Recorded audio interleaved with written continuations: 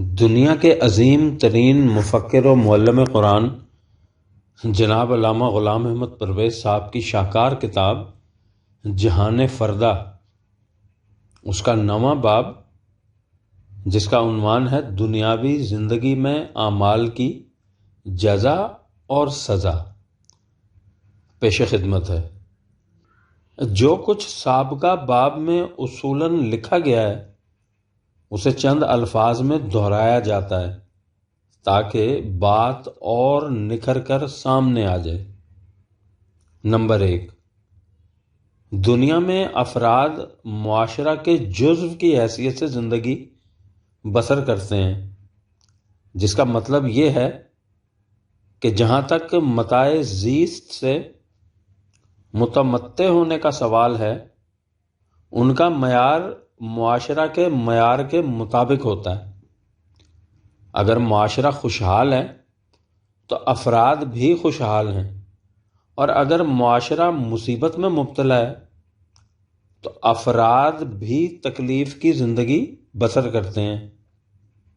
Number 2، دنیاوی متاع حیات فطرت کی قوتوں کو مسخر کر لینے سے حاصل ہو جاتی ہے۔ اس میں مومن اور کافر کا کوئی امتیاز نہیں۔ جو قوم بھی ان قوانین کے مطابق کوشش کرے گی اس کا پھل اسے مل جائے گا۔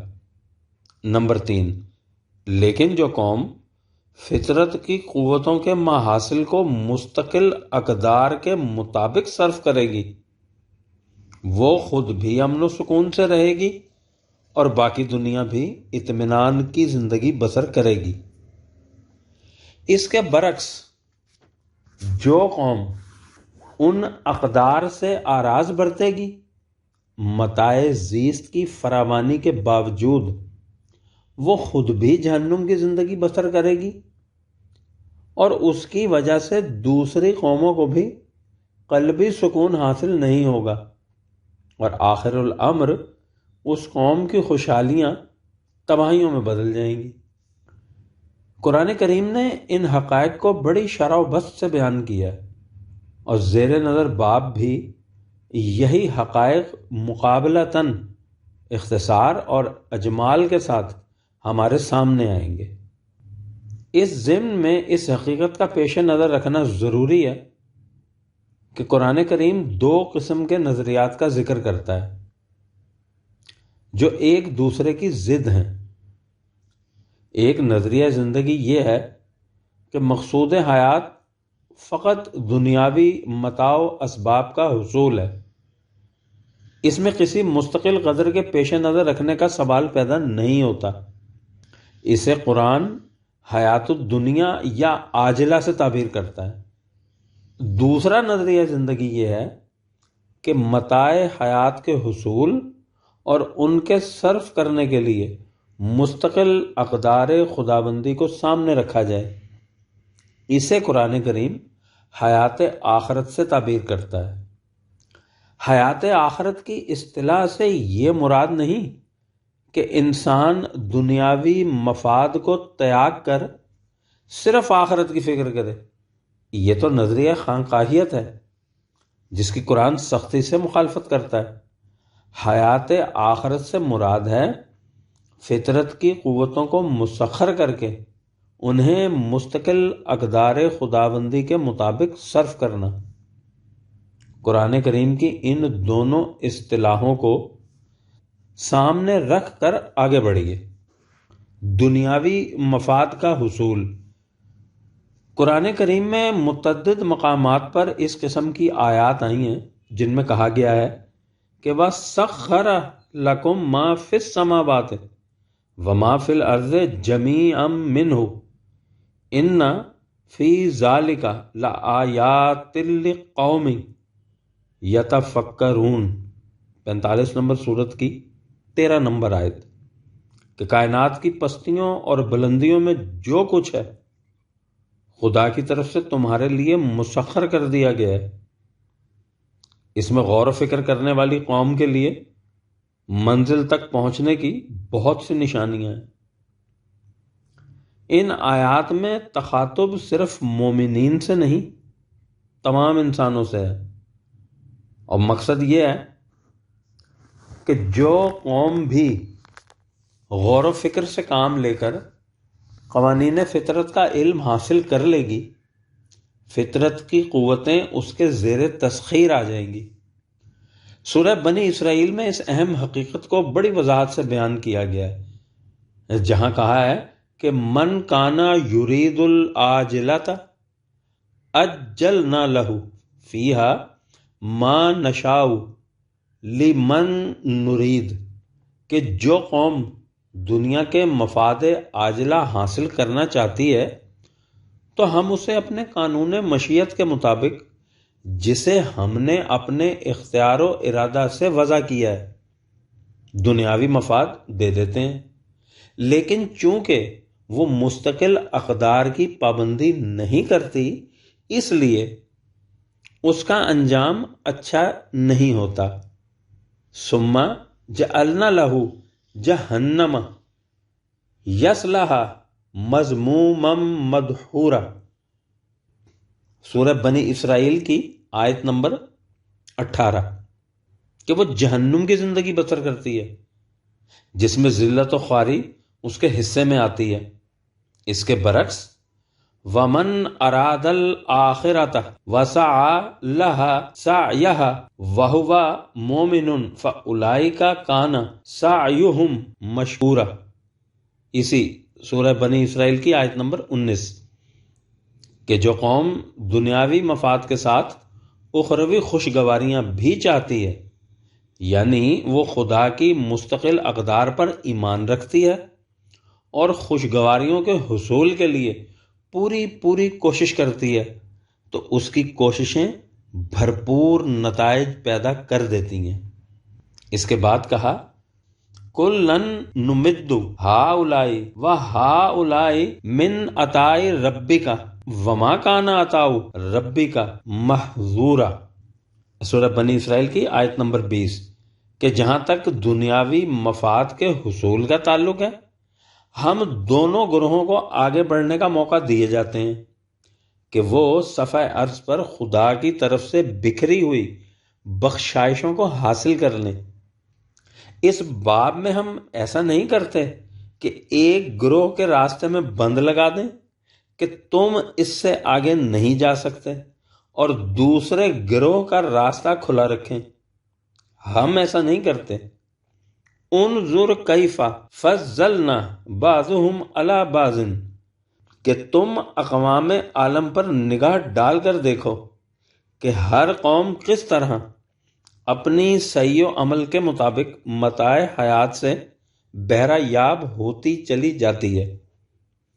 اس دوڑ میں چونکہ کسی کے راستے میں پھاٹک نہیں لگا دیا جاتا، اس لیے قومیں اپنی جد و جہد کی نسبت سے ایک دوسرے سے آگے بڑھ جاتی ہیں۔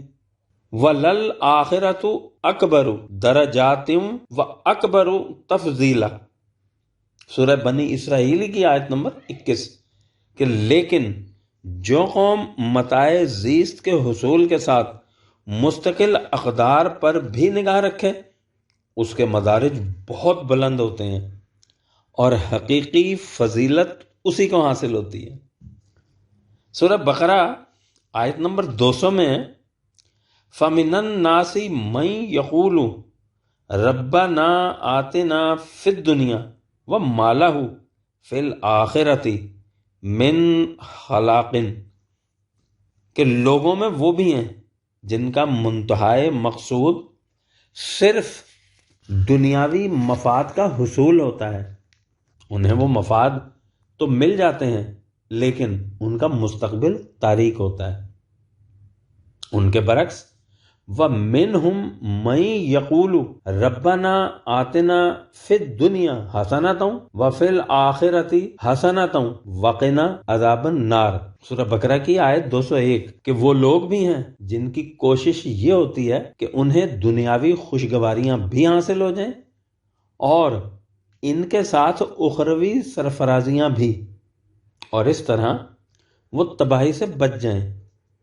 اولئک لہم نصیب مما کسبوا واللہ سریع الحساب، سورہ بقرہ کی آیت 202، کہ ان کی سعی و عمل کا نتیجہ انہیں مل جاتا ہے، خدا تو بہت جلد حساب کر دیتا ہے۔ سورہ آل عمران میں ہے وَمَن يُرِدْ ثَوَابَ الدُّنْيَا نُؤْتِهِ مِنْهَا وَمَن يُرِدْ ثَوَابَ الْآخِرَةِ نُؤْتِهِ مِنْهَا وَسَنَجْزِي الشَّاكِرِينَ، سورہ آل عمران کی آیت 144، کہ جو قوم دنیاوی مفاد چاہتی ہے اس سے دنیاوی مفاد مل جاتے ہیں، جو قوم اس کے ساتھ اخروی زندگی بھی چاہتی ہے اسے اس کا حصہ بھی مل جاتا ہے۔ ہم ہر ایک کی کوشش کو ثمربار کر دیتے ہیں۔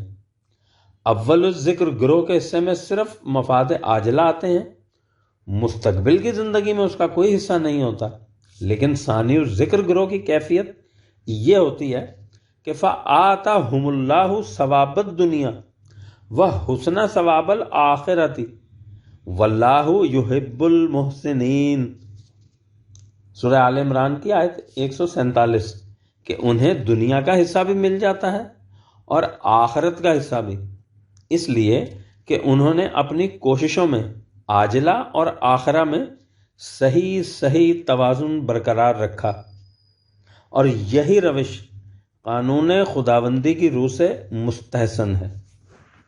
مومنین کی اس دنیا کی زندگی اس خیال کے پیش نظر کہ حیات اخروی کے تابناک ہونے سے کہیں یہ نہ سمجھ لیا جائے کہ جماعت مومنین کی اس دنیا کی زندگی یعنی نظریہ خانقاہیت کے مطابق اسرت اور مفلوق الحالی کی زندگی ہوگی، لیکن ان کی آخرت کی زندگی بڑی درخشندہ اور تابناک ہوگی۔ قرآن کریم نے متعدد مقامات میں اس حقیقت کی وضاحت کر دی ہے کہ ایمان و اعمال صالحہ کا لازمی نتیجہ اس دنیا میں عزت اور حکومت، خوشحالی اور فارغ البالی کی زندگی ہے۔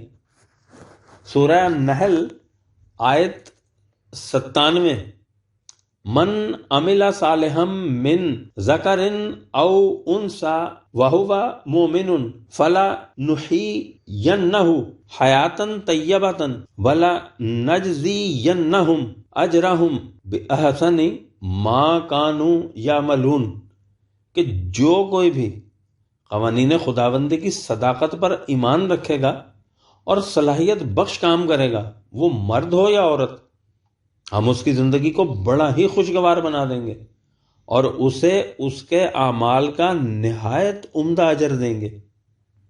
اس کی وضاحت سورہ الزمر میں ان الفاظ میں کر دی کہ للذین احسنوا فی ہذہ الدنیا حسنۃ، آیت نمبر 10 میں، کہ اچھے کام کرنے والوں کی اس دنیا کی زندگی خوشگوار ہوتی ہے۔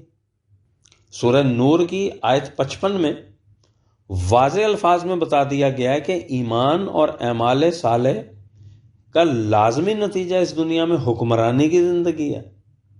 وعد اللہ الذین آمنوا منکم وعملوا الصالحات لیستخلفنہم فی الارض کما استخلف الذین من قبلہم، کہ جو لوگ ایمان کے ساتھ اعمال صالح کریں گے ان سے خدا کا وعدہ ہے کہ وہ انہیں اس زمین پر حکومت عطا کرے گا، جس طرح ان سے پہلے اسی قسم کی اقوام کو حکومت عطا کی گئی تھی۔ دین کے تمکن سے یہی مراد ہے۔ سورہ انبیاء میں کہ خدا نے زبور میں اسی اصل الاصول کو بیان کر دیا تھا کہ ان الارض یرثھا عباد الصالحون، آیت نمبر 105 میں، کہ زمین کی وراثت ہمارے صالح بندوں کو ملے گی۔ اس قسم کی زندگی کو، یعنی جس میں مستقل اقدار کے مطابق چلنے والی حکومت قائم ہو جائے، اس دنیا میں جنت کی زندگی سے تعبیر کیا گیا ہے۔ سورہ زمر میں کہا گیا ہے کہ جنت میں داخل ہونے والے کہیں گے کہ الحمدللہ الذی صدقنا وعدہ واورثنا الارض نتبوأ من الجنۃ حیث نشاء فنعم اجر العاملین، آیت نمبر 74، کہ کس قدر مستحق حمد و ستائش خدا کی وہ ذات جس نے اپنے وعدوں کو سچ کر دکھایا اور ہمیں زمین کا اس طرح وارث بنا دیا کہ ہم اس میں جہاں جی چاہے با اختیار زندگی بسر کریں۔ کام کرنے والوں کا یہ کیسا اچھا اجر ہے۔ دوسرے مقام پر ہے کہ کتب اللہ لأغلبن انا و رسولی، 58 نمبر سورت کی 21 نمبر آیت میں، کہ خدا نے یہ لکھ دیا ہے، یعنی اس کا اٹل قانون یہ ہے کہ خدا اور اس کے رسول مخالفین پر ضرور غالب آ کر رہیں گے۔ خدا اور رسول کے غلبہ سے مراد ہے اس جماعت مومنین کا غلبہ جو خدا کے قوانین کے مطابق معاشرہ متشکل کرنے کے لیے رسول اور رسول کے بعد اس کے جانشینوں کی قیادت میں مخالفین کے مقابلہ کے لیے اٹھے۔ اسی کو ذرا آگے چل کر حزب اللہ یعنی خدا کی پارٹی کہا گیا ہے، اور اعلان کیا گیا ہے کہ انا حزب اللہ ہم المفلحون، 58 نمبر سورت کی 22 نمبر آیت میں، کہ یاد رکھو خدا کی پارٹی ہی آخر الامر کامیاب ہوگی۔ یہ کامیابی محض ذہنی اور اعتقادی نہیں ہوگی، اس دنیا میں غلبہ اور تمکن کی زندگی ہوگی۔ چنانچہ سورہ ابراہیم میں واضح الفاظ میں بتا دیا کہ جب ہمارے رسول دعوت حق و صداقت کی بنا پر انقلاب آفرینی کے لیے اٹھے تو اس دعوت سے انکار کرنے والوں نے ان کی سخت مخالفت کی اور انہیں سخت دھمکیاں دیں، لیکن ہم نے ان کی طرف وحی بھیجی کہ اس میں گھبرانے کی کوئی بات نہیں۔ لِنُهْلِكَنَّ الظَّالِمِينَ، 14 نمبر سورت کی 13 نمبر آیت، کہ ہم ان مستبدین کو یقیناً تباہ کر دیں گے۔ وَلَا نُسْكِنَنَّكُمُ الْأَرْضَ مِن بَعْدِهِمْ، اسی 14 نمبر سورت کی 14 نمبر آیت، کہ اور ان کے بعد اس سرزمین میں تمہیں بسا دیں گے۔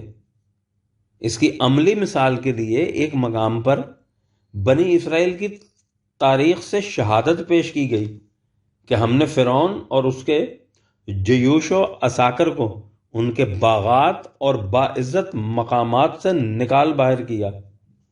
وَأَوْرَثْنَاهَا بنی اسرائیل، 26 نمبر سورت کی 59 نمبر آیت میں، کہ اور ان کا وارث بنی اسرائیل کو بنا دیا۔ اور دوسری مثال خود عہد رسالت مآب صلی اللہ علیہ وسلم کی جماعت مومنین کی پیش کی کہ اس قدر طول طویل کشمکش کے بعد مخالفین مغلوب ہو گئے۔ وَأَوْرَثَكُمْ أَرْضَهُمْ دِيَارَهُمْ وَأَمْوَالَهُمْ وَأَرْضًا لَّمْ تَطْئُوهَا، سورہ الاحزاب کی آیت نمبر 27، کہ اور ان کی زمینوں کا اور شہروں کا اور مال و دولت کا وارث جماعت مومنین کو بنا دیا، اور اس کے بعد ان ممالک میں بھی ان کی حکومت قائم کر دی جن تک وہ ہنوز پہنچ بھی نہیں پائے تھے۔ تم اپنی جگہ کام کرو، میں اپنی جگہ کام کرتا ہوں۔ حق و باطل کی اس کشمکش کے ابتدائی ایام میں ظاہر ہے کہ جماعت مومنین تعداد کے لحاظ سے بھی قلیل ہوتی تھی اور اسباب و ذرائع کے اعتبار سے بھی بہت کمزور، لیکن بائیں ہمہ انہیں اپنے پروگرام کی صداقت اور آخر الامر اپنی کامیابی پر اس قدر یقین محکم ہوتا تھا کہ مخالفین سے کہہ دیا جاتا تھا کہ اعملوا علی مکانتکم انی عامل فسوف تعلمون من تکون لہ عاقبۃ الدار انہ لا یفلح الظالمون۔ حوالہ جات کے لیے دیکھیے سورہ الانعام کی آیت 136، 11 نمبر سورت کی آیت 121، 39 نمبر سورت کی آیت 39، کہ تم اپنے پروگرام کے مطابق کام کرو، مجھے میرے پروگرام کے مطابق کام کرنے دو۔ ان قریب تم دیکھ لو گے کہ انجام کار کامیابی کس کے حصے میں آتی ہے؟ میں تم سے ابھی کہہ دینا چاہتا ہوں کہ خدا کا قانون یہ ہے کہ ظالم کی کھیتی کبھی پنپ نہیں سکتی۔ دوسری جگہ کہا کہ کلن تذرو انا منتظرون، سورہ الانعام کی آیت 159 میں، کہ ان سے کہہ دو کہ تم بھی اپنے پروگرام کے نتیجہ کا انتظار کرو، ہم بھی انتظار کرتے ہیں۔ اس کے مزید حوالوں کے لیے دیکھیے سورہ الاعراف کی آیت 71، 10 نمبر سورت کی آیت نمبر 20، پھر 10 نمبر سورت کی آیت 102، 11 نمبر سورت کی آیت نمبر 166، 32 نمبر سورت کی آیت نمبر 29 اور 44 نمبر سورت کی آیت نمبر 59۔ سورہ ہود میں ہے کہ رسول نے قوم مخالف سے کہہ دیا کہ تم اپنے پروگرام کے مطابق کام کرو، میں اپنے پروگرام کے مطابق کام کرتا ہوں۔ سوف تعلمون من یاتیہ عذاب یخزیہ ومن ہوا کاذب، کہ ان قریب تمہیں معلوم ہو جائے گا کہ کس پر وہ تباہی آتی ہے جو اسے ذلیل و خوار کر دے گی، اور کون اپنے دعوے میں جھوٹا ہے۔ وَارْتَقِبُوا انی معکم رقیب، 11 نمبر سورت کی آیت نمبر 93 میں، کہ تم بھی دھیان رکھو، میں بھی تمہارے ساتھ دھیان رکھتا ہوں۔ انجام کار نتیجہ خود شہادت دے دے گا۔ یہ جو کہا گیا ہے کہ ان قریب تم دیکھ لو گے کہ کون ذلیل و خوار ہوتا ہے، تو ظاہر ہے کہ یہ ذلت و خواری اسی دنیا کی ہے، مرنے کے بعد کی نہیں۔ اس لیے کہ مرنے کے بعد کی ذلت و خواری اس دنیا میں کسی کے سامنے نہیں آ سکتی، اس لیے اسے اس طرح اپنی صداقت کے لیے بطور چیلنج پیش نہیں کیا جا سکتا۔ یہ نتائج اسی دنیا میں سامنے آ جانے والے ہیں۔ سورہ یونس میں اس نقطہ کی وضاحت یہ کہہ کر دی کہ فَهَلْ يَنْتَظِرُونَ إِلَّا مِثْلَ أَيَّامِ الَّذِينَ خَلَوْا مِنْ قَبْلِهِمْ قُلْ فَانْتَظِرُوا إِنِّي مَعَكُمْ مِنَ الْمُنْتَظِرِينَ، آیت نمبر 102 میں، کہ انہیں اس کے سوا اور کس بات کا انتظار ہے کہ جو حشر ان سے پہلی اقوام کا ہوا تھا وہی حشر ان کا ہو۔ سو ان سے کہو کہ تم بھی انتظار کرو اور میں بھی انتظار کرتا ہوں۔ اس سے ظاہر ہے کہ اقوام سابقہ کے جس انجام کی طرف اشارہ کیا گیا ہے وہ اسی دنیا میں سامنے آیا تھا، مرنے کے بعد نہیں۔ اس لیے جماعت مومنین اور ان کے مخالفین کے پروگرام کا نتیجہ اس دنیا میں سامنے آ جانا تھا۔ اور یہ نتیجہ کیا ہوتا ہے؟ یہ کہ فَقُطِعَ دَابِرُ الْقَوْمِ الَّذِينَ ظَلَمُوا وَالْحَمْدُ لِلَّهِ رَبِّ الْعَالَمِينَ، کہ ظلم کرنے والی قوم کی جڑ کٹ جاتی ہے، اور یہ حقیقت ساری دنیا کے سامنے آ جاتی ہے کہ خدا کا پروگرام ہی مستحق حمد و ستائش ہوتا ہے۔ اس لیے کہ هَلْ يُهْلَكُ إِلَّا الْقَوْمَ الظَّالِمُونَ، سورہ الانعام کی آیت 47، کہ تباہی آتی ہی ظالم قوم پر ہے۔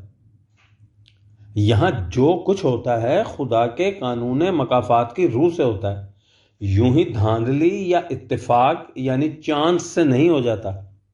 لِيَهْلِكَ مَنْ هَلَكَ عَنْ بَيِّنَةٍ وَيَحْيَىٰ مَنْ حَيَّ عَنْ بَيِّنَةٍ، 8 نمبر سورت کی آیت نمبر 42، کہ جو تباہ ہوتا ہے وہ بھی دلیل و برہان کے مطابق تباہ ہوتا ہے، جو زندہ رہتا ہے وہ بھی دلیل و برہان کی روح سے زندہ رہتا ہے۔ یہی قوموں کے عروج و زوال کا اصول اور ان کے استبدال و استخلاف کا قانون ہے۔ اس کے مزید حوالوں کے لیے دیکھیے سورہ توبہ کی آیت نمبر 39 اور 47 نمبر سورت کی آیت نمبر 38۔ قوموں کی تباہی کی شکلیں۔ اس دنیا میں قوموں کی تباہی بہرحال مادی اسباب کے ذریعے ہی واقع ہوتی ہے۔ اس سلسلہ میں قرآن کریم نے سورہ بقرہ میں ایک عظیم بنیادی حقیقت کی طرف توجہ منعطف کرائی ہے۔ جیسا کہ ہم پہلے بھی لکھ چکے ہیں، وہ کہتا یہ ہے کہ انسانوں کی رہنمائی کے لیے جو قوانین دیے گئے ہیں ان کے دو حصے ہیں۔ ایک حصہ قوانین فطرت پر مشتمل ہے جن سے طبعی نتائج پیدا ہوتے ہیں۔ دوسرے حصے کا تعلق مستقل اقدار سے ہے، جن کا اطلاق انسان کی انسانی زندگی پر ہوتا ہے۔ ان دو قسموں کے قوانین کا نام الکتاب یا ضابطۂ قوانین خداوندی ہے۔ جو قوم اس پورے کے پورے ضابطۂ قوانین کے مطابق عمل کرتی ہے، اس کی زندگی مسرتوں کے جھولے جھولتی ہے۔ جو ان میں سے ایک حصہ پر عمل کرتی ہے، ان کے حصہ میں ذلت و خواری آتی ہے۔ ان میں سے کسی ایک حصہ پر عمل کرنے کے معنی یہ ہیں کہ نمبر 1، جو قوم اخلاقی ضوابط کو تو پیش نظر رکھتی ہے لیکن طبعی قوانین سے پہلو تہی کرتی ہے، وہ خانقاہیت کی زندگی بسر کرتی ہے، جس سے وہ دنیا میں زندہ قوموں کی صف میں کھڑے ہونے کے قابل نہیں رہتی۔ اس کے برعکس نمبر 2، جو قوم صرف طبعی قوانین پر انحصار کرتی ہے اور اخلاقی قوانین یعنی مستقل اقدار سے آراز برتتی ہے، اس کا معاشرہ اخلاقی ناہمواریوں کی نظر ہو جاتا ہے، اس لیے یہ قوم بھی تباہ و برباد ہو جاتی ہے۔ قرآن کریم اس حقیقت کو ان الفاظ میں بیان کرتا ہے۔ سورہ بقرہ کی آیت نمبر 75 میں افتؤمنون ببعض الکتاب وتکفرون ببعض فما جزاء من یفعل ذلک منکم الا خزی فی الحیاۃ الدنیا ویوم القیامۃ یردون الی اشد العذاب وما اللہ بغافل عما تعملون، کہ کیا تم اس ضابطۂ قوانین کے ایک حصہ پر ایمان لاتے ہو اور دوسرے حصہ سے انکار کرتے ہو؟ جو قوم بھی ایسی روش اختیار کرے گی اس کا انجام اس کے سوا کچھ نہیں ہوگا کہ وہ اس دنیا میں ذلیل و خوار ہوگی اور آخرت میں سخت ترین عذاب میں ماخوذ۔ خدا تمہارے تمام اعمال سے باخبر ہوتا ہے۔ جو قوم معاشرہ میں اخلاقی ناہمواریاں پیدا کرتی ہے، اس میں کرپشن عام ہو جاتی ہے۔ اس کا ایک نتیجہ یہ ہوتا ہے کہ ان کے ہاں کی انتظامی مشینری بگڑ جاتی ہے اور طبعی استحکامات اس قدر ناقص اور کمزور ہو جاتے ہیں کہ وہ ارضی یا سماوی حوادث کا مقابلہ کرنے کے قابل نہیں رہتی۔ قرآن کریم نے اقوام سابقہ کی سرگزشتیں بیان کرتے ہوئے جو کہا ہے کہ فلاں قوم سیلاب کی وجہ سے تباہ ہو گئی، فلاں آندھی کے طوفان کا مقابلہ نہ کر سکی، فلاں کو آتش فشاں کی آتش ریزی اور سنگ باری نے ہلاک کر دیا، تو وہ اس نوعیت کی تباہی کی مثالیں ہیں۔ تفصیل ان امور کی آگے چل کر ملے گی۔ اس تباہی کی دوسری شکل یہ ہوتی ہے کہ اس قوم میں خانہ جنگی شروع ہو جاتی ہے۔ سورہ الانعام میں قل هو القادر علی ان یبعث علیکم عذابا من فوقکم او من تحت ارجلکم او یلبسکم شیئا ویذیق بعضکم باس بعض انظر کیف نصرف الآیات لعلہم یفقہون۔ سورہ الانعام کی آیت 65 میں کہ ان سے کہو کہ خدا اس پر قادر ہے کہ تم پر اوپر سے تباہی کے اسباب بھیج دے یا نیچے سے، یا تم مختلف پارٹیوں میں بٹ کر گڈمڈ ہو جاؤ اور باہمی خانہ جنگی شروع کر دو۔ دیکھو ہم کس طرح حقائق کو مختلف انداز سے تمہارے سامنے لاتے ہیں تاکہ تم بات سمجھ جاؤ۔ ان حالات سے کوئی دوسری قوم فائدہ اٹھا کر اس پر حملہ کر دیتی ہے اور اس طرح اس کی تباہی کا موجب بن جاتی ہے۔ اگر یہ حملہ آور قوم بھی مستقل اقدار خداوندی پر ایمان نہیں رکھتی تو یہ مقابلہ دونوں قوموں کی صرف طبعی قوتوں کا ہوتا ہے اور نوع انسان کو ایک کی شکست دوسری کی کامیابی سے کوئی فائدہ نہیں پہنچتا، کیونکہ اس سے ایک مستبد قوت کی جگہ دوسری مستبد قوت برسر اقتدار آ جاتی ہے۔ لیکن اگر یہ دوسری قوم اقدار خداوندی کی متبع ہو تو اس کا غلبہ انسانیت کے لیے موجب برکات و سعادت ہوتا ہے، کیونکہ اس کا غلبہ عدل و احسان کی برتری کے لیے ہوتا ہے۔ بہرحال یہ ہیں مختلف شکلیں جن میں قوموں کی غلط روش کے نتائج ان کی تباہی بن کر اس دنیا میں ان کے سامنے آ جاتے ہیں۔ قرآن کریم میں تباہی کی ان مختلف شکلوں کا ذکر بڑی تفصیل سے آیا ہے۔ ہم یہاں ان کا تذکرہ اجمالاً کرتے ہیں۔ اقوام سابقہ کی تباہی۔ قرآن کریم میں اقوام سابقہ کی تاریخی سرگزشتوں کا انداز کچھ اس قسم کا ہے کہ وہ ایک قوم کے جرائم یعنی اخلاقی ناہمواریوں میں اس جرم کو نمایاں طور پر سامنے لاتا ہے جو اس قوم میں سب سے زیادہ عام ہو چکا تھا اور ان میں طرح طرح کی خرابیوں کا موجب بن رہا تھا۔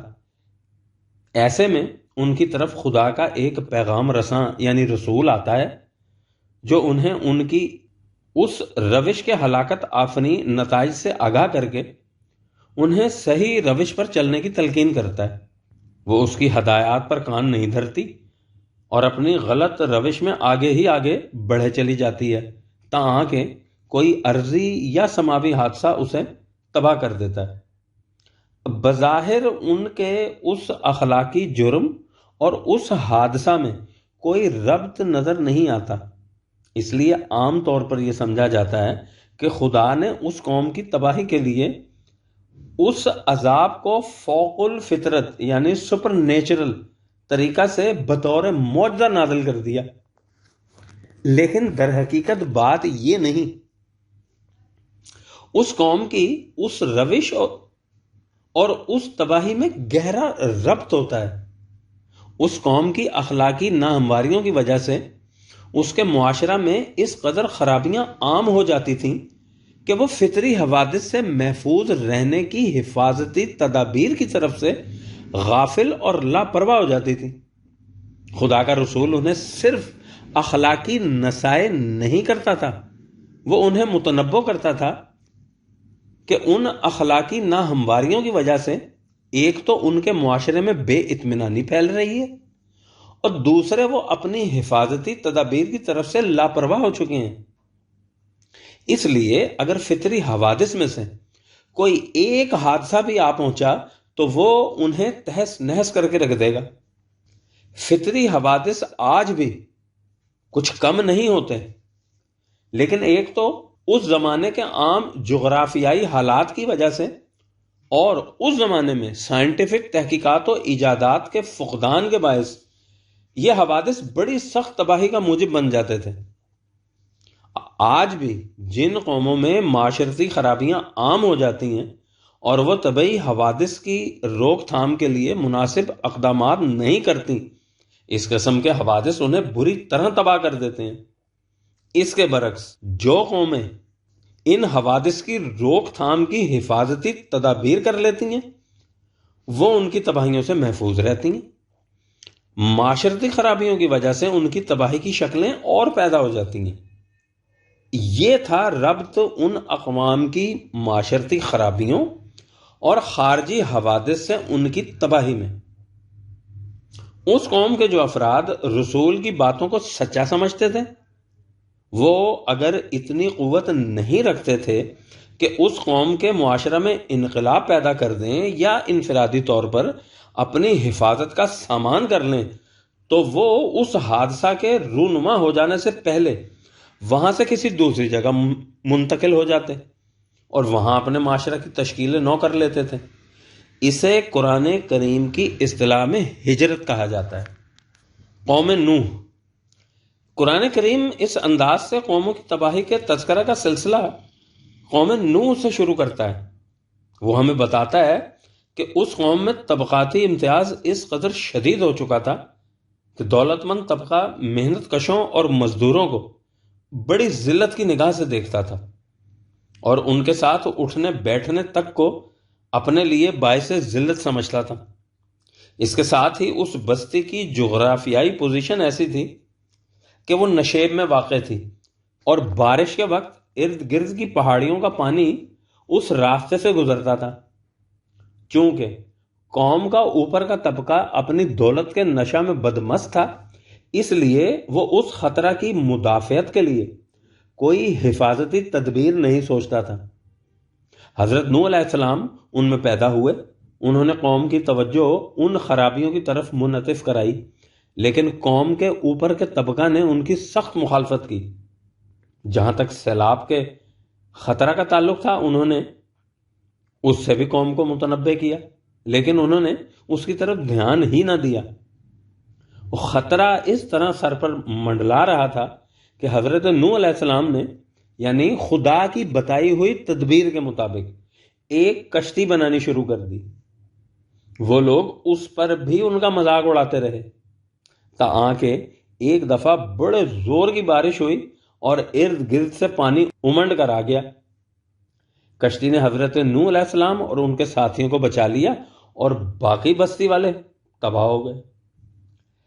اس تذکرہ کے لیے آیات دیکھیے سورہ الاعراف کی آیت نمبر 59، 11 نمبر سورت کی آیت نمبر 26، پھر 11 نمبر سورت کی آیت نمبر 39، 25 نمبر سورت کی آیت نمبر۔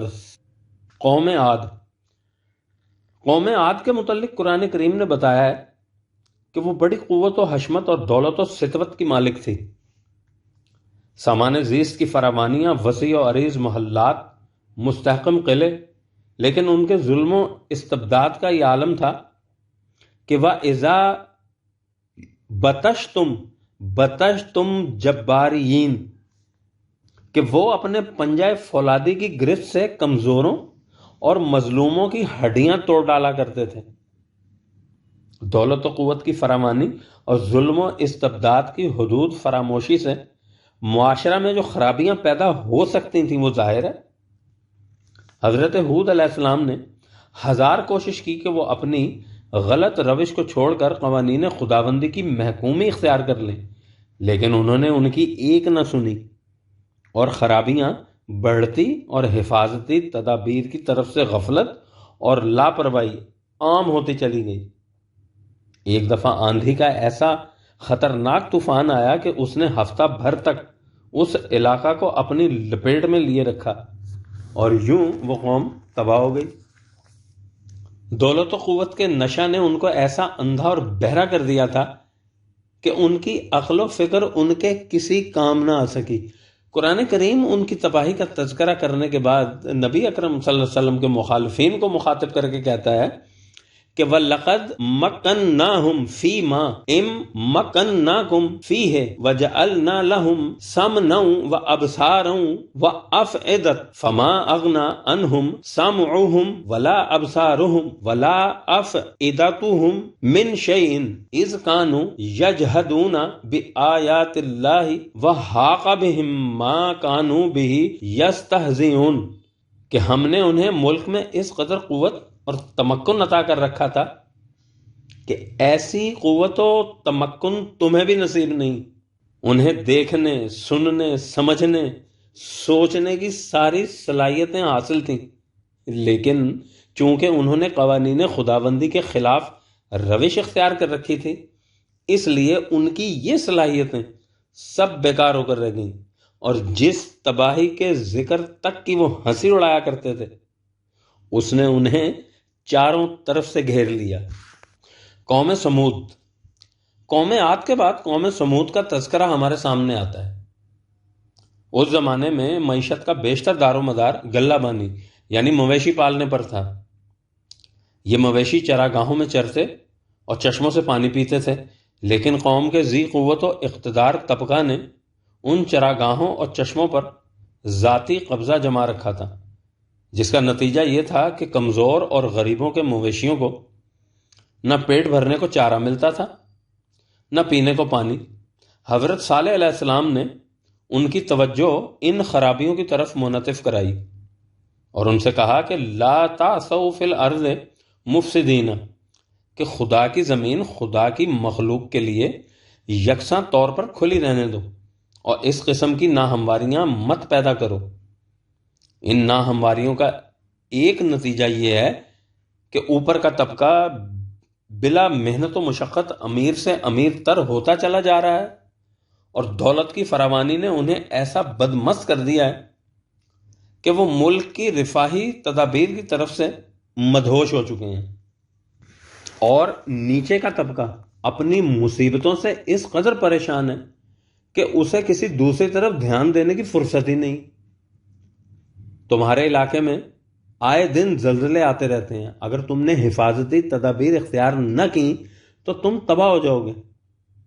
انہوں نے ان کی ایک نہ سنی اور آخر زلزلے کے جھٹکوں نے انہیں تباہ کر دیا۔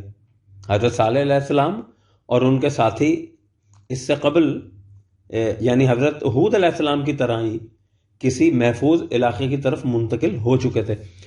اس سلسلے میں آیات کے حوالے دیکھیے، 7 نمبر سورت کی آیت 73، 11 نمبر سورت کی آیت 64، 26 نمبر سورت کی آیت 156 اور 41 نمبر سورت کی آیت نمبر 17۔ قوم لوط، یہ قوم بحیرہ میت یعنی ڈیڈ سی کے اس علاقے میں آباد تھی جو آتش فشاں پہاڑی کے دامن میں تھا۔ رہزنی اور قذاقی ان کا شیوا تھا اور جنسی بد نہادی اس قدر عام ہو چکی تھی کہ لواطت کو معاشرہ میں معیوب ہی نہیں سمجھا جاتا تھا۔ اس کے حوالے کے لیے دیکھیے سورہ العنکبوت کی آیت 29۔ ظاہر ہے کہ اس قسم کی وحشی اور جاہل قوم معاشرہ کے لیے حفاظتی تدابیر کیا سوچتی۔ حضرت لوط علیہ السلام نے 1000 کوشش کی کہ انہیں راہ راست پر لے آئیں، لیکن انہوں نے ان کی ایک نہ مانی اور اپنی انسانیت سوز حرکات میں آگے ہی آگے بڑھتے چلے گئے۔ معاشرے کا نظم و نسق تہس نہس ہو گیا اور کوہ آتش فشاں کی سنگ باری نے انہیں تباہ کر دیا۔ حضرت لوط علیہ السلام اپنے چند ساتھیوں کو لے کر قبل از وقت وہاں سے ہجرت کر کے چلے گئے۔ اس کی تفصیل کے لیے آیات دیکھیے، 11 نمبر سورت کی آیات 76، سورہ العنکبوت کی آیت 29، 51 نمبر سورت کی آیت نمبر 37 اور 54 نمبر سورت کی آیت نمبر 38۔ قوم شعیب علیہ السلام، مدین میں بسنے والی اس قوم کو بڑا کاروباری فروغ حاصل تھا، لیکن ان کا یہ فروغ ان کے نظام سرمایہ داری کا رہین منت تھا۔ ان کی انتہائی کوشش یہ ہوتی تھی کہ دوسروں سے لیا زیادہ جائے اور دیا کم جائے۔ حضرت شعیب علیہ السلام انہیں اس غلط معاشی نظام سے روکتے اور ان سے کہتے کہ یا قومی اوفوا المکیال والمیزان بالقسط ولا تبخسوا الناس اشیاءهم ولا تعثوا فی الارض مفسدین، 11 نمبر سورت کی آیت نمبر 85، کہ تم اپنے ماپ تول کے پیمانے صحیح رکھو، دھوکہ اور فریب سے لوگوں کی چیزیں نہ ہتھیا لیا کرو، اس سے معاشرہ میں سخت ناہمواریاں پیدا ہو جاتی ہیں جن کا نتیجہ تباہی اور بربادی کے سوا کچھ نہیں۔ دولت کے نشہ میں بدمست سرمایہ دار طبقہ ان کا مذاق اڑاتا اور ان سے کہتا کہ میاں تم خدا پرست انسان ہو تو اپنے نماز روزے سے کام رکھو، تمہیں ان دنیاوی دھندوں سے کیا واسطہ، یہ ہمارا کاروبار ہے، اسے ہم جس طرح چاہیں سر انجام دیں۔ غریبوں اور ناداروں کا سارا درد تمہارے ہی جگر میں کیسے جا گزین ہو گیا؟ ہم جانتے ہیں کہ یہ کس سلوک کے مستحق ہیں اور انہیں کتنا دینا چاہیے۔ اس قسم کی باتیں کر کے تم انہیں یوں ہی سر نہ چڑھاؤ۔ اس کے حوالے کے لیے دیکھیے 11 نمبر سورت کی آیت نمبر 87۔ اس قسم کے غلط معاشی نظام سے معاشرہ کے نظم و نسق میں جو ابتری پھیل سکتی ہے وہ ظاہر ہے۔ اس کا نتیجہ تباہی کے سوا اور کیا ہو سکتا تھا؟ اس کے مزید حوالوں کے لیے دیکھیے 11 نمبر سورت کی آیت نمبر 84 اور 26 نمبر سورت کی آیت نمبر 189۔ قوم سبا، یہ قوم یمن میں رہتی تھی۔ ابتداً ان کی معیشت کا انحصار زراعت پر تھا، اس کے لیے انہوں نے اپنی بستی سے اوپر پہاڑی علاقہ میں پانی کا ایک بہت بڑا بند یعنی ڈیم تعمیر کر رکھا تھا، جس سے ارد گرد کا علاقہ بڑا سرسبز و شاداب رہتا اور انہیں جھولیاں بھر بھر کر پھل دیتا تھا۔ انہیں کسی طرح تجارت کا چسکا پڑ گیا اور ہر سرمایہ دار کی طرح ان کی ہوس زر دن بدن بڑھتی چلی گئی۔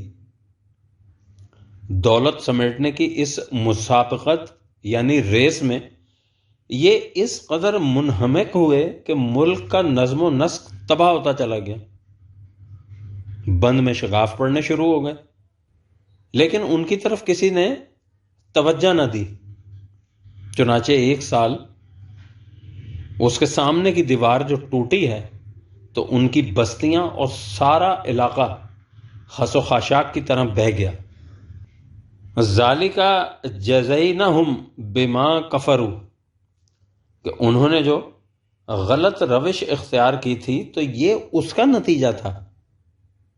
وَظَلَمُوا أَنفُسَهُمْ، انہوں نے اپنے آپ پر زیادتی کی تو اس کا نتیجہ یہ ہوا کہ فَجَعَلْنَاهُمْ أَحَادِيثَ وَمَزَقْنَاهُمْ كُلَّ مُمَزَّقٍ، ان کی اجتماعیت کے ٹکڑے ٹکڑے ہو گئے، وہ خس و خاشاک کی طرح بکھر گئے، اور وہی قوم جو کسی وقت اس قدر ممتاز زندگی بسر کرتی تھی اس طرح مٹ گئی کہ لوگوں کی زبانوں پر بس ان کی کہانیاں باقی رہ گئیں۔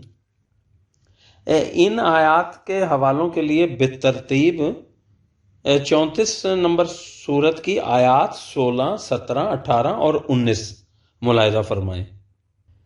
یہ ہیں اس تباہی کی مثالیں جو نظم و نسق کی خرابی کی وجہ سے حوادث ارضی و سماوی سے حفاظت کی تدابیر اختیار نہ کرنے کے باعث قوموں پر وارد ہوتی ہے۔ تباہی کی دوسری شکل یہ ہے کہ جب کوئی قوم اپنی داخلی خرابیوں کی وجہ سے کمزور ہو جائے تو کوئی دوسری مستبد قوم جو قوت میں اس سے زیادہ ہو اسے آ کر جھپٹ لے۔ اس کے لیے قرآن کریم بنی اسرائیل یعنی یہودیوں کی عبرت آمیز داستان ہمارے سامنے لاتا ہے۔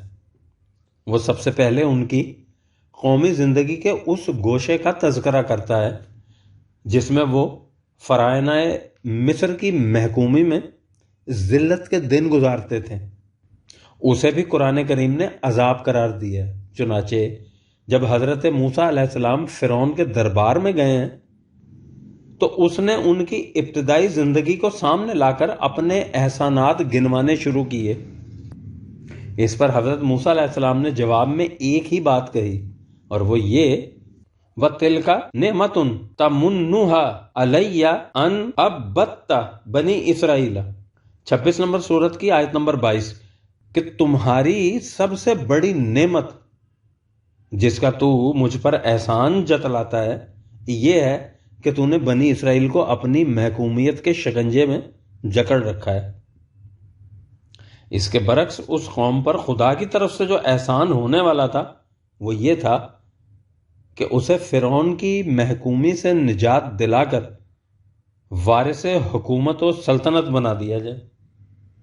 28 نمبر سورت کی آیات 5 اور 6، وَنُرِيدُ أَن نَّمُنَّ عَلَى الَّذِينَ اسْتُضْعِفُوا فِي الْأَرْضِ وَنَجْعَلَهُمْ أَئِمَّةً نَجْعَلُهُمُ الْوَارِثِينَ وَنُمَكِّنَ لَهُمْ فِي الْأَرْضِ وَنُرِيَ فِرْعَوْنَ وَهَامَانَ وَجُنُودَهُمَا مِنْهُمْ مَا كَانُوا يَحْذَرُونَ، اور ہم چاہتے تھے یعنی اللہ کہ جس قوم کو اس طرح کمزور و ناتواں بنا دیا گیا ہے اسے اس غیر مذلت سے نکال کر دوسری قوموں کا امام یعنی لیڈر بنائے، اور اسے قوم غالب کے تخت و تاج کا وارث قرار دیں، اور انہیں ملک میں حکومت عطا کر دیں، اور فرعون اور حامان اور ان کے لشکر اپنے اعمال کے اس مال کو اپنی آنکھوں سے دیکھ لیں جس کے تصور تک سے وہ لرزاں رہتے تھے۔ حضرت موسیٰ علیہ السلام حضرت ہارون علیہ السلام کی قیادت میں صالحہ سال کی مسلسل جد و جہد کے بعد یہ قوم اہل فرعون کی محکومی کے شکنجے سے آزاد ہوئی۔ پھر اسے وہ عروج نصیب ہوا جو تاریخ میں نمایاں حیثیت رکھتا ہے۔ یہ بھی ان کے اپنے حسن عمل کا نتیجہ تھا۔ پھر جب انہوں نے اس روش کو چھوڑ کر غلط روش اختیار کر لی تو ان پر وہ تباہی آئی جس کی مثال تاریخ میں بہت کم ملے گی۔ سب سے پہلے ان کی تباہی بابل کے شہنشاہ بخت نصر کے ہاتھوں ہوئی۔ اس سلسلے میں قرآن کریم میں ہے کہ فَإِذَا جَاءَ وَعْدُ أُولَاهُمَا بَعَثْنَا عَلَيْكُمْ عِبَادًا لَنَا أُولِي بَأْسٍ شَدِيدٍ فَجَاسُوا خِلَالَ الدِّيَارِ وَكَانَ وَعْدًا مَفْعُولًا۔ 17 نمبر سورت کی 5 نمبر آیت کہ جب ان کی تباہی کے 2 مواقع میں سے پہلا موقع سامنے آیا تو اے بنی اسرائیل تم پر ایسے لوگ چڑھ دوڑے جو بڑے ہی خوفناک اور جنگجو تھے، وہ تمہاری بستیوں کے اندر پھیل گئے اور یوں خدا کا قانون مکافات نتیجہ خیز ہو کر رہا۔ اس سے اس قوم نے عبرت پکڑی، اپنی سابقہ روش پر نادم ہوئے اور اپنی اصلاح کی کوشش کی۔ چونکہ ابھی ان کی خرابیوں کا پلڑا بہت زیادہ جھکا نہ تھا، اس لیے ان کی باز آفرینی کا امکان تھا۔ تو فارس کے شہنشاہ خورس یعنی ذوالقرنین بابل کی مستبد شہنشاہیت کے خلاف برق خاطف بن کر ابھرا، انہیں ان کے غلط اعمال کی سزا دی اور بنی اسرائیل کو بیت المقدس میں دوبارہ بسا دیا۔ لیکن کچھ عرصہ کے بعد انہوں نے پھر قوانین خداوندی کی خلاف ورزی شروع کر دی، اقدار سماویہ کو پامال کر دیا، تو ان کی آخری تباہی کا وقت آ گیا۔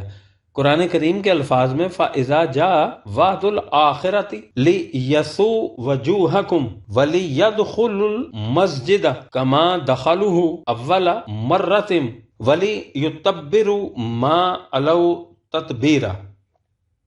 17 نمبر سورت کی 7 نمبر آیت کہ جب تمہاری تباہی کا دوسرا وقت آیا تو تم پر وہ لوگ حملہ آور ہوئے جنہوں نے مار مار کر تمہارا حلیہ بگاڑ دیا۔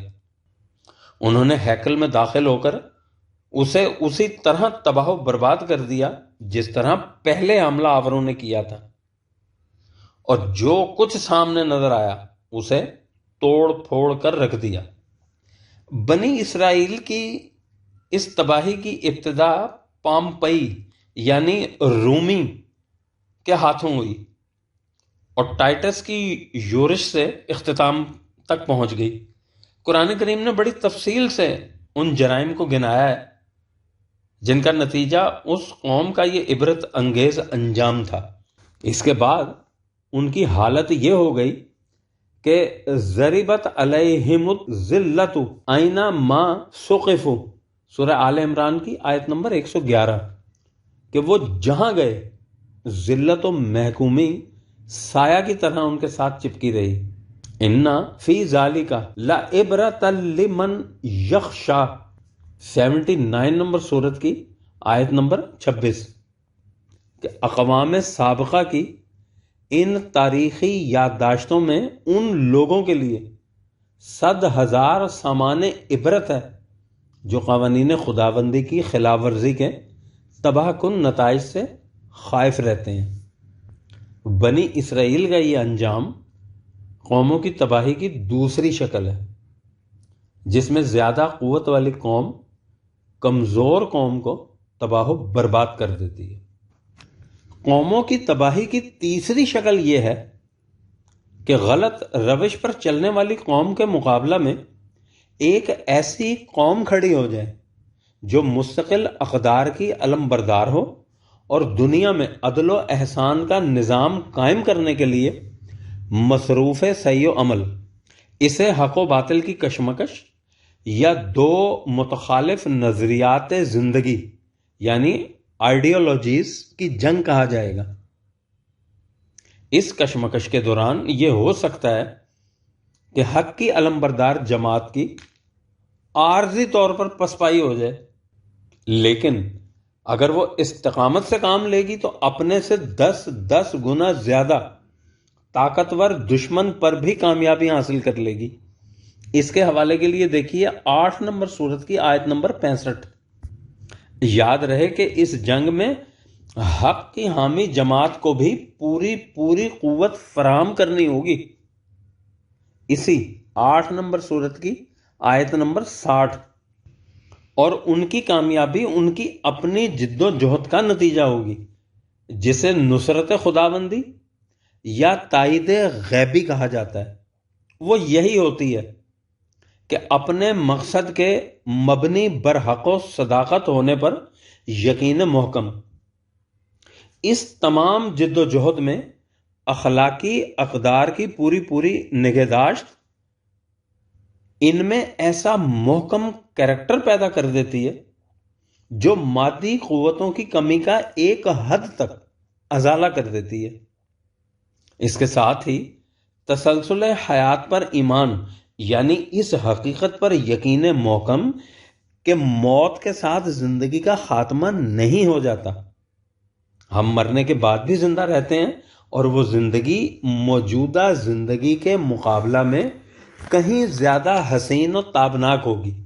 ان کے دل سے موت کا ڈر قاطبتاً نکال دیتی ہے۔ اور یہ ظاہر ہے کہ جس شخص کو موت کا ڈر نہ ہو، اس کی قوت بازو کا کون مقابلہ کر سکتا ہے؟ یہ جنگ بھی در حقیقت ثقل و خفت موازین، یعنی وہی پلڑوں کے جھکنے اور اٹھنے کی جنگ ہوتی ہے۔ چونکہ حق و صداقت کی علمبردار جماعت کا حسنات کا پلڑا فریق مخالف کے مقابلہ میں بھاری ہوتا ہے، اس لیے اسے کامیابی ہو جاتی ہے۔ سورہ اعراف کی آیات 4، 5، 6 اور 7 میں اس حقیقت کو بڑے بلیغ انداز میں سامنے لایا گیا ہے۔ بات یوں شروع کی گئی ہے کہ مفہوم کتنی قومیں اس سے پہلے تباہ ہو گئیں، اور ہمارا عذاب ان پر کبھی رات کے وقت آ گیا، کبھی دوپہر کے وقت جب وہ آرام کر رہے تھے۔ جب تباہی ان کے سامنے آن کھڑی ہوئی تو ان کی چیخ و پکار اس کے سوا کچھ نہ تھی کہ ہاں ہم نے بڑے مظالم کیے، اور یہ نتیجہ انہی کا ہے۔ یہ تباہی یوں ہی نہیں آ جاتی۔ حق و صداقت کی علمبردار جماعت، جس کی قیادت خود رسول کر رہا ہوتا ہے، کی ذمہ داریوں کا بھی جائزہ لیا جاتا ہے، اور فریق مقابل سے بھی اسی طرح باز پرس ہوتی ہے۔ اس کے بعد ہے والوزن یومئذ الحق فمن ثقلت موازینہ فاولئک هم المفلحون ومن خفت موازینہ فاولئک الذین خسروا انفسهم بما كانوا بآیاتنا یظلمون۔ حوالے کے لیے دیکھیے وہی سورہ الاعراف کی آیات 8، 9، اور مزید حوالے کے لیے 21 نمبر سورت کی آیات 45، 46 اور 47، کہ اس وقت ہماری میزان عدل ٹھیک ٹھیک فیصلہ دے دیتی ہے۔ جس کا پلڑا جھکا ہوتا ہے وہ کامیاب ہو جاتا ہے، جس قوم کا پلڑا ہلکا ہوتا ہے وہ اپنے مظالم کی وجہ سے تباہ ہو جاتی ہے۔ قرآن کریم نے حق و صداقت کی علمبردار قوم کے ہاتھوں مجرم قوم کی تباہی کے سلسلہ میں نمایاں طور پر ایک تو حضرت موسیٰ علیہ السلام اور اہل فرعون کی کشمکش کا ذکر کیا ہے، اور اس سے بھی زیادہ تفصیلی طور پر نبی اکرم صلی اللہ علیہ وسلم اور حضور صلی اللہ علیہ وسلم کے رفقا کی مخالفین عرب کے ساتھ کشمکش کا ذکر ہے۔ قرآن کریم کا ایک متعدد حصہ اسی کشمکش کی بصیرت افروز اور عبرت انگیز داستان پر مشتمل ہے۔ قوم مخالف کی پے در پے شکستوں اور آخر الامر ان کی قوت کے خاتمہ کو ان کی غلط روش زندگی کے فطری نتیجہ سے تعبیر کیا گیا ہے، جو خدا کے قانون مکافات کی روح سے سامنے آ گیا۔ اسی کو خدا کا عذاب کہا گیا ہے، اور بار بار اس امر کی وضاحت کی گئی ہے کہ ان پر اس قسم کی تباہی کا عذاب کیوں آتا، جبکہ ان کی حالت یہ تھی کہ وہ یہ کرتے تھے اور وہ کرتے تھے۔ اس کے حوالے کے لیے دیکھیے 8 نمبر سورت کی آیات 34، 35، 36 اور 37۔ اس سلسلہ میں ان سے کہا گیا کہ وما نرسل المرسلین الا مبشرین ومنذرین فمن آمن واصلح فلا خوف علیہم ولا هم یحزنون والذین کذبوا بآیاتنا یمسهم العذاب بما كانوا یفسقون۔ سورہ الانعام کی آیات 48 اور 49 کہ ہمارے پیغامبر آتے ہی اس لیے ہیں کہ لوگوں کو اس حقیقت سے آگاہ کر دیں کہ غلط روش زندگی کا نتیجہ تباہ کن ہوتا ہے اور صحیح روش کا مآل بڑا خوش آئند۔ سو جو قوم ان کی بات مان لیتی ہے اور اس کے مطابق اپنی اصلاح کر لیتی ہے تو ان پر کسی قسم کا خوف و حزن نہیں ہوتا، لیکن جو لوگ کہتے ہیں کہ نہیں یہ سب جھوٹ ہے، ان پر ان کی غلط روش کی وجہ سے تباہی آ جاتی ہے۔ اس ٹکراؤ میں پہلی بار ہی قوم مخالف کا خاتمہ نہیں ہو جاتا، انہیں نقصان پہنچتا ہے اور اس طرح انہیں موقع مل جاتا ہے کہ وہ اپنی غلط روش چھوڑ کر صحیح راستہ اختیار کر لیں۔ لیکن جیسا کہ پہلے لکھا جا چکا ہے، یہ لوگ اس مہلت کے وقفہ سے غلط فائدہ اٹھاتے ہیں اور اپنی مخالفت میں شدت اختیار کر لیتے ہیں۔ اس طرح رفتہ رفتہ ان کی آخری تباہی کا وقت آ جاتا ہے۔ حضور رسالت مآب صلی اللہ علیہ وسلم کے ساتھ فریق مخالف کے تصادمات کی یہی کیفیت تھی۔ اس کے بہت سارے حوالے ہیں، سورہ توبہ کی آیات 101 102، پھر 26 نمبر سورت کی آیات 201 202 203، 25 نمبر سورت کی آیات 41 42، 23 نمبر سورت کی آیات 75 76 اور 77، پھر سورہ توبہ ہی کی ایک آیت ہے 126 اور 11 نمبر سورت کی آیت نمبر 8۔ رسول اللہ صلی اللہ علیہ وسلم کی بعثت سے پہلے ان لوگوں یعنی عربوں کے گرد و پیش جو قومیں بستی تھیں، ان میں سے کسی کا معاشرہ بھی قوانین خداوندی پر متشکل نہیں تھا۔ اس لیے اس وقت نظریات کے درمیان کشمکش کا سوال پیدا نہیں ہوتا تھا۔ اس وقت معاملہ خالص دنیاوی سیاست کا تھا، جس کی روح سے ان اہل عرب نے ایسا انتظام کر رکھا تھا کہ کوئی قوم انہیں نقصان نہ پہنچائے۔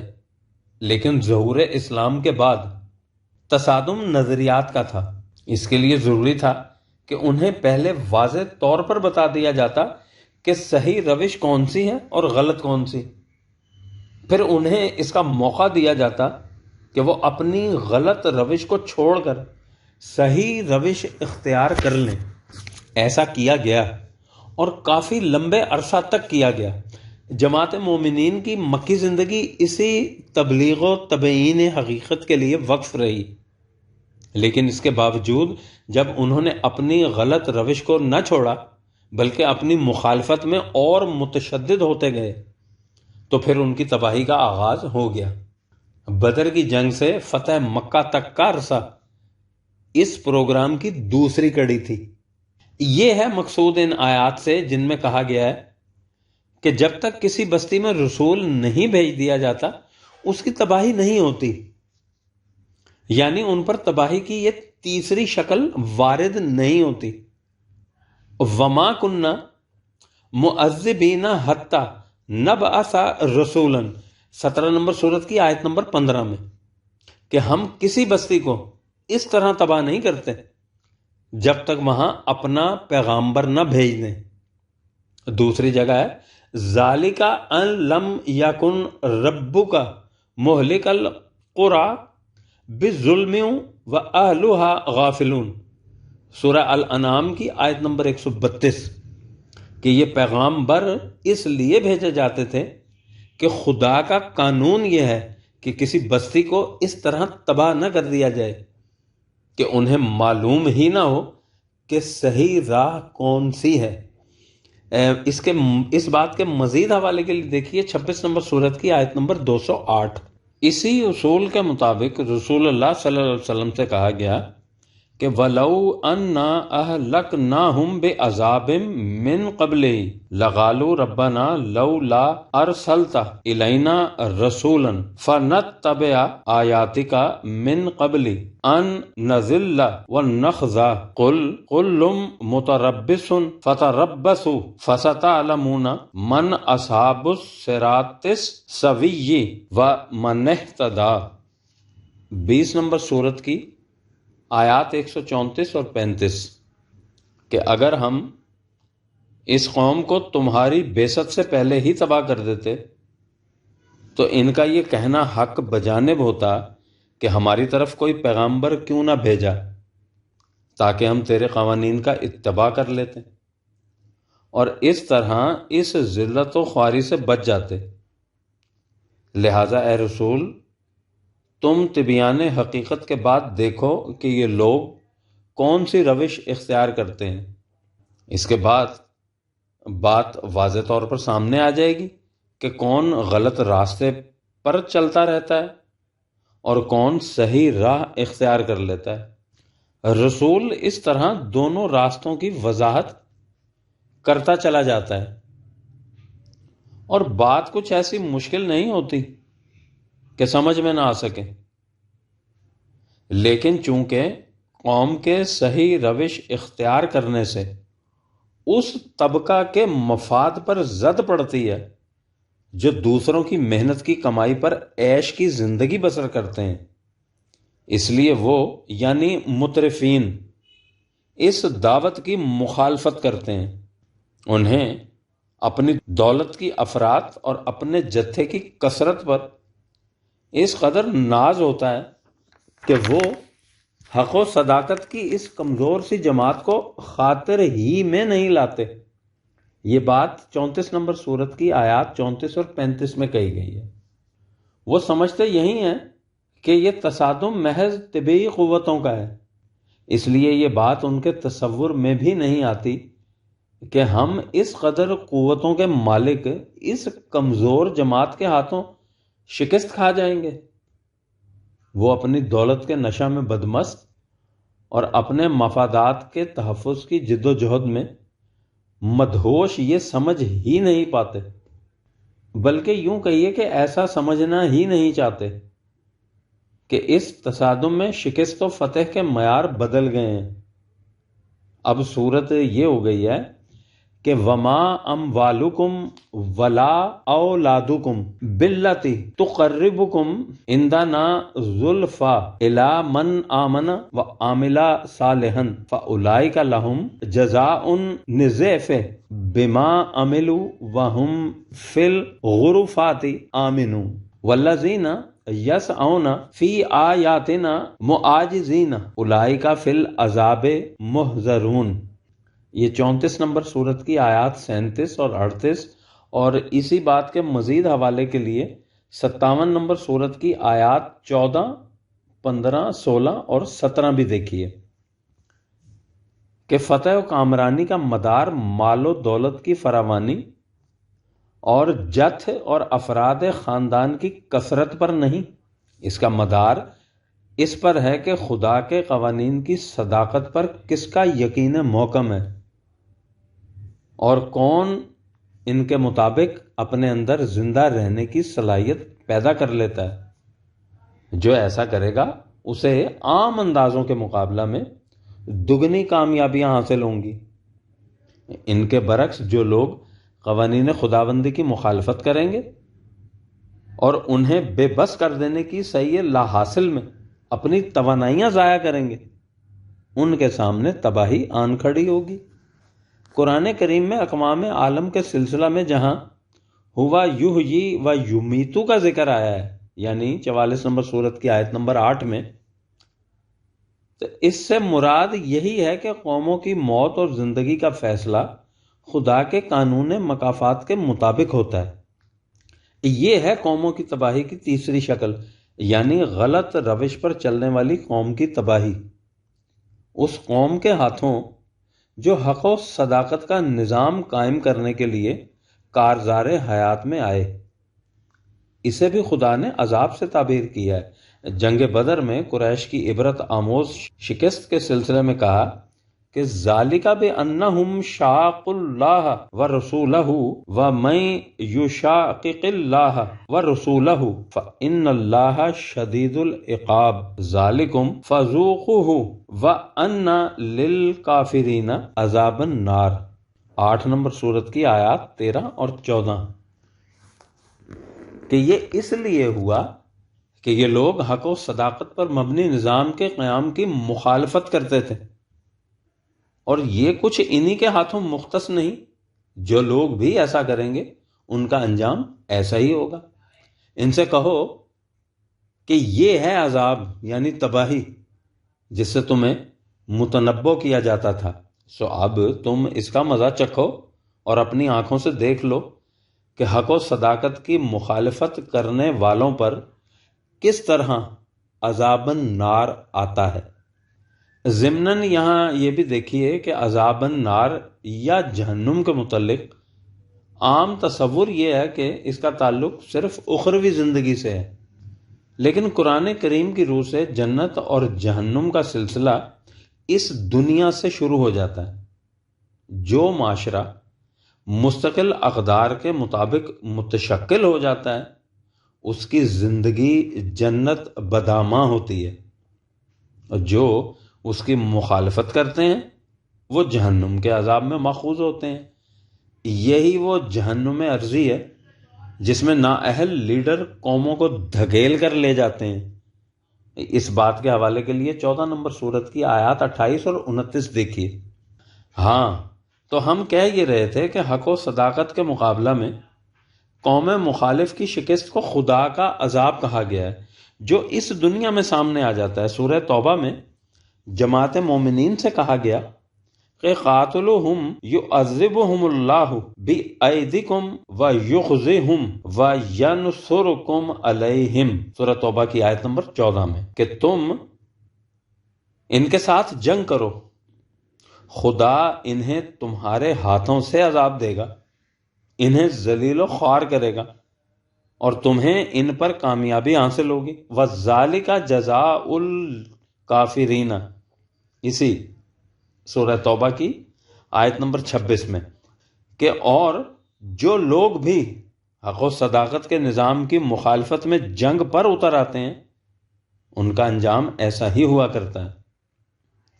صلح حدیبیہ کے وقت جماعت مومنین کو قریش کے خلاف جنگ کرنے سے روک دیا گیا تھا۔ کہا کہ یہ اس لیے تھا کہ مکہ میں کچھ مسلمان بھی بستے تھے، جنگ کی صورت میں وہ بھی مصیبت میں مبتلا ہو جاتے ہیں۔ لو تزیلوا لعذبنا الذین کفروا منہم عذابا علیما، 48 نمبر سورت کی آیت نمبر 25 میں، کہ اگر یہ مسلمان وہاں نہ ہوتے تو پھر ان مخالفین کو الم انگیز عذاب کا مزہ چکھایا جاتا۔ اسی بات کے مزید حوالے کے لیے 59 نمبر سورت کی آیت نمبر 15 بھی ملاحظہ فرمائیں۔ ان تصریحات سے واضح ہے کہ یہ خیال کہ انسانی اعمال کا نتیجہ صرف اخروی زندگی میں سامنے آتا ہے صحیح نہیں۔ اخروی زندگی میں اعمال کے نتائج کا سامنے آنا اپنی جگہ برحق ہے، اس کی تفصیل آگے چل کر ہمارے سامنے آئے گی، لیکن اس دنیا میں بھی اعمال کے نتائج سامنے آ جاتے ہیں۔ یہ صحیح نہیں کہ خدا کے قانون مکافات عمل کا حیطہ اقتدار صرف اخروی زندگی ہے اور دنیا اس کے دائرہ کار سے باہر ہے۔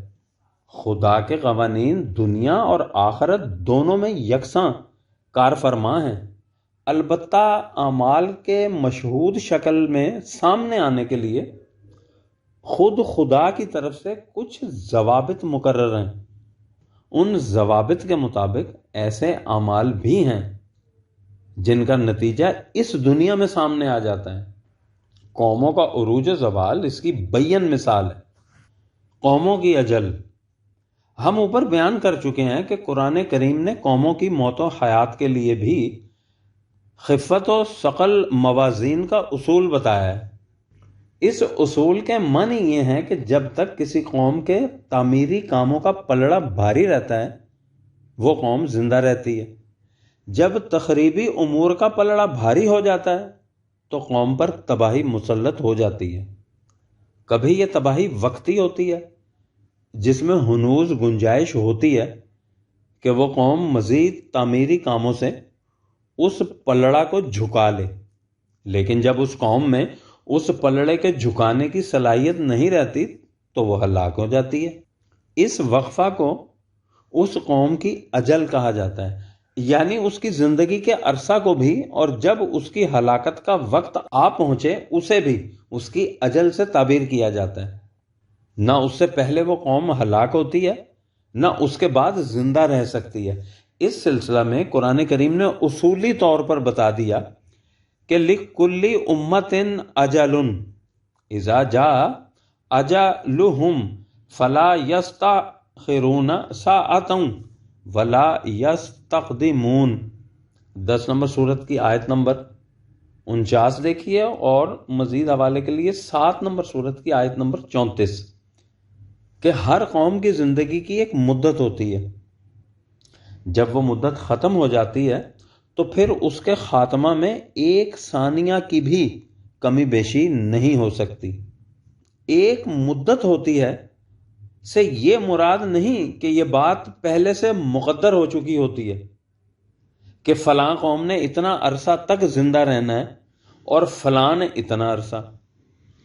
ہر قوم اپنی اجل آپ متعین کرتی ہے، اس کے لیے قانون مقرر ہے۔ لِكُلِّ أَجَلٍ كِتَابٍ 13 نمبر سورت کی 38 نمبر آیت میں کہا گیا ہے يَمْحُ اللَّهُ مَا يَشَاءُ وَيُثْبِتُ وَعِندَهُ أُمُّ الْكِتَابِ، یہ 13 نمبر سورت کی آیت نمبر 39 میں کہا گیا ہے کہ اس قانون کے مطابق اشیاء کائنات اور اقوام عالم کا محو ثبات ہوتا رہتا ہے۔ جو قوم اس قانون کی پابندی کرتی ہے وہ محکم اور ثابت رہتی ہے، جو اس کی خلاف ورزی کرتی ہے مٹ جاتی ہے۔ یہ قانون انسانوں کا خود ساختہ نہیں، اس کا سرچشمہ مشیت خداوندی ہے۔ سورۃ الحجر میں سے کتاب معلوم، سورہ حجر کی آیت نمبر 4 میں کہا گیا ہے، جس سے مراد یہ ہے کہ یہ قانون ایسا نہیں کہ جس کا علم کسی کو نہ ہو سکے۔ علماء عمرانیت فلسفہ تاریخ کے مطالعہ سے اس قانون کا علم حاصل کر سکتے ہیں۔ یہ قانون بتا سکتا ہے کہ کس قوم نے آگے بڑھ جانا ہے اور کس نے پیچھے رہ جانا ہے۔ یہ اس قانون مہلت یعنی اجل کا نتیجہ ہے کہ کسی قوم کو اس کی پہلی ہی لغزش پر تباہ نہیں کر دیا جاتا، اسے باز آفرینی اور تلافی مافات کی مہلت دی جاتی ہے، لیکن جب اس کے تباہ کن اعمال کا پلڑا جھک جاتا ہے تو پھر ان کے آخری فیصلہ میں ایک ثانیہ کی کمی بیشی نہیں ہوتی۔ سورہ النحل کی آیت نمبر 61 اور 23 نمبر سورت کی آیت نمبر 43۔ جیسا کہ پہلے بھی لکھا جا چکا ہے، قوموں کی عمر دنوں، مہینوں یا برسوں کے حساب سے نہیں ماپی جاتی، یہ صدیوں کے حساب سے ماپی جاتی ہے۔ ان کے لیے یارڈ سٹک ایام اللہ ہے، اور ایام اللہ کی کیفیت یہ ہے کہ اِنَّ یومن عند ربک کا الف سنۃ مما تعدون، 22 نمبر سورت کی آیت نمبر 47، کہ خدا کا ایک ایک دن تمہارے حساب و شمار کے مطابق ہزار سال کا ہوتا ہے۔ لوگ جب دیکھتے ہیں کہ ایک قوم نے ظلم و استبداد کی روش اختیار کر رکھی ہے اور وہ بدستور پنپتی جا رہی ہے تو وہ دل میں کہتے ہیں کہ اگر خدا کا قانون مکافات برحق ہے تو یہ قوم تباہ کیوں نہیں ہوتی؟ افب عذابنا یستعجلون، 26 نمبر سورت کی آیت نمبر 204۔ لیکن یہ صرف قانون اجل کی وجہ سے ہے۔ جب اس کی تباہی کا پلڑا جھک جائے گا تو ما اغنا عنہم ما کانوا یمتعون، تو ان کا سامان زیست انہیں اس تباہی سے قطعاً نہیں بچا سکے گا۔ سورہ عنکبوت میں اس حقیقت کو زیادہ وضاحت سے بیان کیا گیا ہے۔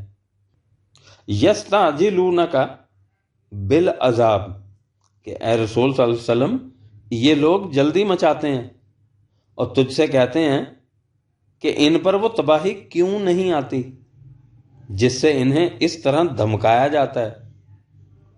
ان سے کہو کہ وَلَوْلَا أَجَلٌ مُّسَمًّى لَجَاءَهُمُ الْعَذَابُ، کہ اگر ہمارا قانون اجل کار فرمان نہ ہوتا تو ان پر فوراً تباہی آ جاتی۔ اب یہ لوگ بجائے اس کے کہ اس مہلت کے وقفہ سے فائدہ اٹھا کر اپنی اصلاح کر لیں، اپنی غلط روش میں آگے ہی آگے بڑھتے چلے جا رہے ہیں۔ اس کا نتیجہ یہ ہوگا کہ وَلَا يَأْتِيَنَّهُمْ بَغْتَةً وَهُمْ لَا يَشْعُرُونَ، کہ ایک دن وہ تباہی ان کے سامنے اچانک آن کھڑی ہوگی اور ان کی عقل و فکر میں بھی یہ بات نہیں آ سکے گی کہ یہ آ کس راستے سے گئی۔ اس کے بعد کہا، اور کس قدر لطیف انداز میں کہا، کہ یستعجلونک بالعذاب، یہ لوگ جلدی مچاتے ہیں کہ وہ تباہی کیوں نہیں آ جاتی۔ اگر ان کی آنکھوں میں بصارت کے ساتھ بصیرت بھی ہوتی تو انہیں نظر آ جاتا کہ ان جہنم لمحیطۃ بالکافرین، سورہ العنکبوت کی آیات 53 اور 54، کہ تباہی کا جہنم تو انہیں اس وقت بھی چاروں طرف سے گھیرے ہوئے ہے، لیکن یہ اسے دیکھ نہیں پاتے۔ جسے یہ تباہی کہہ کر پکارتے ہیں وہ اس سے زیادہ کچھ نہیں کہ وَبُرِّزَتِ الْجَحِیمُ لِمَن یَرَا، کہ یہی جہنم جو اس وقت انہیں دکھائی نہیں دیتا اس وقت محسوس شکل میں ان کے سامنے آ جاتا ہے۔ الساعۃ، جب کسی قوم پر اس قسم کے انقلاب کا وقت آ جاتا ہے، یعنی اس کی اجل ختم ہو کر تباہی اس کے سامنے نمودار ہو جاتی ہے، خواہ اس کی شکل کچھ بھی ہو، قرآن کریم اسے الساعۃ سے تعبیر کرتا ہے، یعنی انقلاب کی گھڑی۔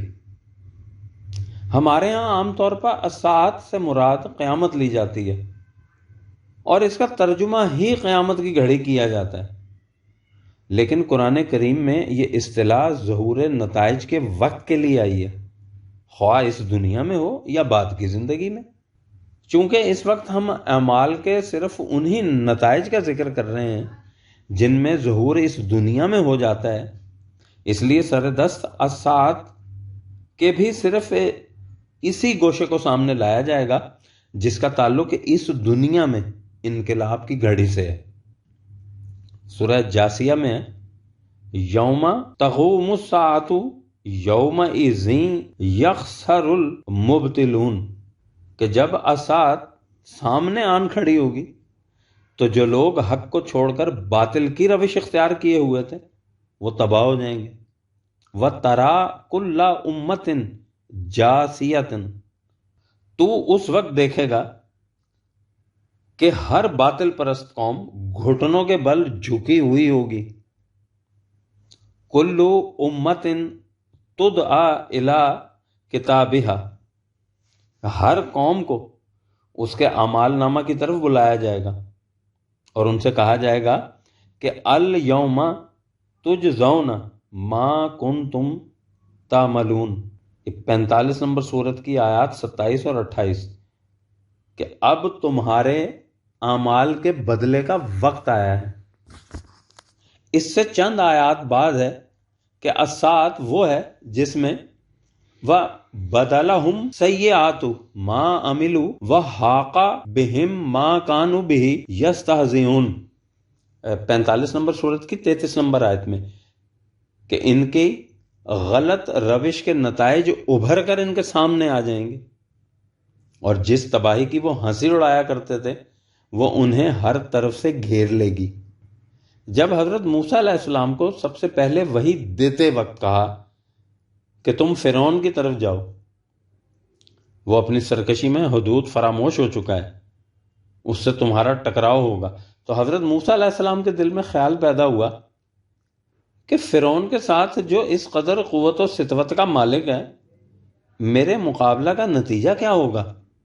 تو اس کے جواب میں کہا کہ گھبراؤ نہیں، ان الساعۃ آتیۃ اکاد اخفیھا، کہ وہ انقلاب جس کے متعلق تم سے کہا جا رہا ہے آ کر رہے گا، وہ اس وقت عام لوگوں کی نگاہوں سے اوجھل ضمیر کائنات میں پہلو بدل رہا ہے، ان دی کورس آف بیکمنگ ہے۔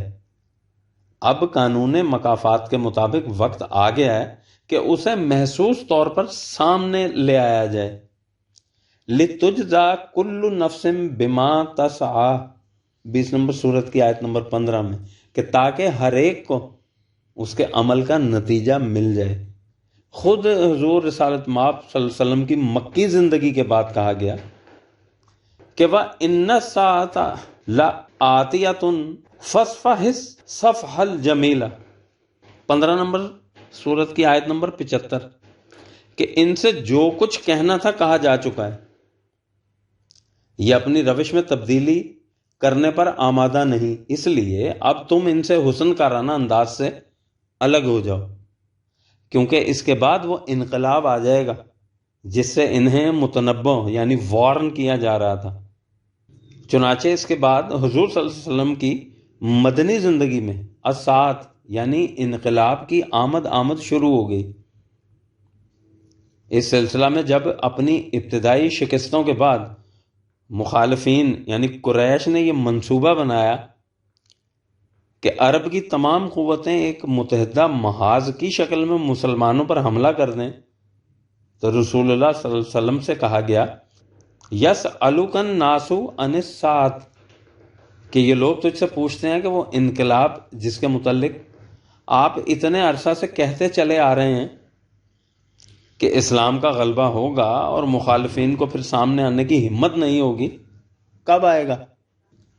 کہا قل انما علمها عند اللہ، کہ ان سے کہہ دو کہ اس کا یقینی طور پر علم تو خدا ہی کو ہے کہ وہ کب ظہور پذیر ہوگا، لیکن وما ندریک لعل الساعۃ تکون قریبہ، سورہ الاحزاب کی آیت نمبر 63، کہ قرائن بتا رہے ہیں کہ غالباً وہ وقت قریب آ رہا ہے۔ سورہ شورى میں ہے اللہ الذی انزل الکتاب بالحق والمیزان، کہ یہ ضابطہ قوانین جسے خدا نے نازل کیا ہے مبنی برحق و صداقت ہے، اس میں جو کچھ کہا گیا ہے وہ حقیقت ہے۔ ان مخالفین کی تباہی ہو کر رہے گی، لیکن ظہور نتائج کے لیے اصول تو میزان کا ہے۔ جب ان کی تخریبی کارروائیوں کا پلڑا جھک جائے گا تو وہ انقلاب آ جائے گا۔ وما یدریک لعل الساعۃ قریب، ہو سکتا ہے کہ وہ وقت قریب ہی ہو۔ یستعجل بها الذین لا یؤمنون بها، اس لیے جلدی وہی مچاتے ہیں جنہیں اس کے آنے کا یقین نہیں۔ والذین آمنوا مشفقون منها ویعلمون انھا الحق، حوالے کے لیے دیکھیے 42 نمبر سورت کی آیات 17 اور 18، کہ ان کے برعکس جو لوگ خدا کے قانون مکافات پر یقین رکھتے ہیں وہ جانتے ہیں کہ وہ ایک حقیقت ہے جو واقع ہو کر رہے گی، لیکن چونکہ انہیں اس کا بھی علم ہے کہ انقلابی کشمکش میں کس قدر جگر گداز تصادمات ہوتے ہیں، اس لیے وہ اس سے خائف بھی رہتے ہیں۔ دوسری جگہ کہا کہ انتظار کرنے کے لیے تو نامعلوم انہیں کتنے عرصہ تک انتظار کرنا پڑے، لیکن جب وہ آئے گی تو بغتتاً آئے گی۔